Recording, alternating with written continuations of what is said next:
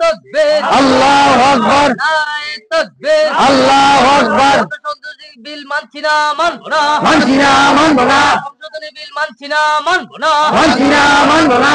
We are justice, We are justice, we are justice, justice, justice. নারায়ে তাকবীর, আল্লাহু আকবার, নারায়ে তাকবীর, আল্লাহু আকবার, নারায়ে তাকবীর, আল্লাহু আকবার। আজকে আমাদের ভারতবর্ষের সরকার বিগত কিছুদিন আগে যেই ওয়াকফ বিল সংশোধনী আনা হয়েছে তার বিরোধিতা করি, আমরা তীব্র বিরোধিতা করি। কারণ এই ওয়াকফ সম্পত্তি আমাদের পিতৃ সম্পত্তি, এটা আমাদের বাপদাদার সম্পত্তি। তার জন্য এটা আমরা কোনো রকমেই আমরা এই সংশোধন মানছি না, মানব না। তার অঙ্গ হিসাবে আজকে আমাদের সারা ভারতবর্ষের মুসলিম লোভোট এই বিলের বিরুদ্ধে আজকের দিনটাকে কালো দিন হিসাবে আখ্যায়িত করেছে। তার অঙ্গ হিসাবে আমাদের নরজলা পূর্বটিলা বাইতুল মসজিদে আমরা এর তীব্র বিরোধিতা করে কালো ফিতা পরে আমরা তার প্রতিবাদ জানাচ্ছি। কাল আমাদের সিপাহীজলা ডিস্ট্রিক্টের সোনামুড়া আমাদের একটা বিশাল জমায়েত, আমরা নাগরিকের মঞ্চ থেকে আমাদের জমায়েত হবে। এই জমায়েতে আমাদের মূল উদ্দেশ্য হলো এই ভারতবর্ষের সরকার জোরপূর্বকভাবে আমাদের সংখ্যালঘুদেরকে বিভিন্নভাবে হেনস্থা করে, এবং আমরা বিগত কিছুদিন মধ্যে দেখেছি যে আমাদের ওয়াকফ বোর্ড আমাদের ব্যক্তিগত সম্পত্তি নিয়ে টানাটানি করছে। তার প্রতিবাদে আগামী দিন আমাদের এই ওইখানে বড় সমাবেশ। প্রাক্তন মুখ্যমন্ত্রী বিপ্লব দেবের বক্তব্যটা আমরা শুনেছি, কিন্তু উনি বলেছেন যে রাজ্যে রাজ্যে ওয়াকফ বোর্ড সম্পত্তির যে কেলেঙ্কারি মানে করছে তার জন্য সম্পত্তি। কিন্তু আমার প্রশ্ন হলো, উনিও এই ত্রিপুরা রাজ্যের মুখ্যমন্ত্রী ছিলেন, উনি কেন যারা এই কেলেঙ্কারি বা ওয়াকফ বোর্ড সম্পত্তি নিয়ে যারা কেলেঙ্কারি করছে তাদেরকে চিহ্নিত করে কেন শাস্তি দিচ্ছে না? উনি কি বলছেন না বলছেন ওই দিকে আমাদের কোনো লক্ষ্য না। আমাদের মূল লক্ষ্য হচ্ছে আমাদের পিতৃ সম্পত্তি, আমাদের বাপদাদার সম্পত্তি, আমাদের নিজস্ব সম্পত্তি, ওয়াকফ বোর্ডের সম্পত্তি। এই সম্পত্তি নিয়ে তাদের এত মাথা ব্যথা কেন, আমাদেরকে এত হস্তক্ষেপ কেন? এরই তীব্র বিরোধিতা আমরা করি। আমাদের মসজিদের ইমাম সাহেব এবং আমাদের এই মসজিদ কমিটির সমস্ত সদস্যগণ এবং আমাদের মুরব্বী এবং এই নরজলা মসজিদের যারা এলাকাবাসী সবাই উপস্থিত আছেন।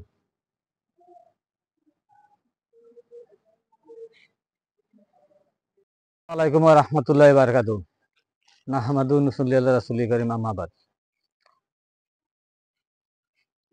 আমরা দেখছি গত কয়েক বছর যাবৎ এই ভারতবর্ষের বুকে স্বাধীনতা সংগ্রামে যাদের সবচেয়ে বেশি ভূমিকা, ইন্ডিয়া গেটে 1 লক্ষ শহীদের নাম ইংরেজরা লিপিবদ্ধ করেছেন। তার মধ্যে প্রায় 68,000 মুসলিম শহীদের নাম লিপিবদ্ধ করেছেন। সেই মুসলিমদেরকে বিজেপি গভর্নমেন্ট আসার পর থেকে বিভিন্নভাবে বিভিন্ন অনৈতিক আইনের মাধ্যমে হেনস্থা করার চেষ্টা করছে। গত 2 তারিখ 3 তারিখ পার্লামেন্টে একটি সংবিধান বিরোধী আইন, সংবিধান অবমাননাকারী এমন একটা আইন পাশ করেছে যেটা নাম ওয়াকফ অ্যামেন্ডমেন্ট বিল বলে। তো সেই বিল যেহেতু সংবিধানকে অবমাননা করে, তার জন্য সেই বিলকে আমরা অবমাননা করি, তার জন্য আমরা এই কালো গ্যাস ব্যবহার করেছি। সরকার তার সংখ্যাগরিষ্ঠতার বলে অনৈতিকভাবে আইন পাশ করে নিয়েছে, রাষ্ট্রপতি স্বাক্ষর করেছে, যেহেতু সেটা আইনে পরিণত হয়েছে। এখন আমরা গণতান্ত্রিক পদ্ধতিতে সেটার প্রতিবাদ আন্দোলন করব, এবং আগামী 12 তারিখ থেকে বলতে আগামীকালকে থেকে এই আন্দোলন আরম্ভ হবে। যতদিন পর্যন্ত আন্দোলন প্রত্যাহার না হয় আমরা সেই আন্দোলন অব্যাহত আমরা রাখবো। বিল পাস হলে কি আপনাদের কি ক্ষতি আছে? হ্যাঁ, দেখুন, বিল পাস হলে দেখুন এর মধ্যে একটা যে সাধারণভাবে যদি আমরা বলি, এখানে একটা আইন এনেছে যে 5 বছর ন্যূনতম 5 বছরের প্র্যাকটিস মুসলমান হইতে হবে কাউকে ওয়াকফ সম্পদ দান করতে হইলে। আসলে মানে সরকার কিভাবে জানবে যে যে ওয়াকফ সম্পদ দান করেছে প্র্যাকটিস মুসলিম কি না? তাছাড়া ভারতবর্ষের সংবিধানে এরকম কোনো আইন নাই যে কোনো হিন্দু মুসলিমকে দান করতে পারবে না, মুসলিম হিন্দুকে দান করতে পারবে না। আমরা ভারতবর্ষের বুকে একটা ঐক্যের বার্তা দেখছি, যেমন আমাদের রমজানের সময় বিভিন্ন হিন্দু ধর্মের লোক, বিভিন্ন বৌদ্ধ ধর্মের লোক, খ্রিস্টান ধর্মের লোক আমাদেরকে ইফতার পার্টি করায়, আমাদের সঙ্গে একসঙ্গে ইফতার করে আমরা ওই ইফতার পার্টি গ্রহণ করি।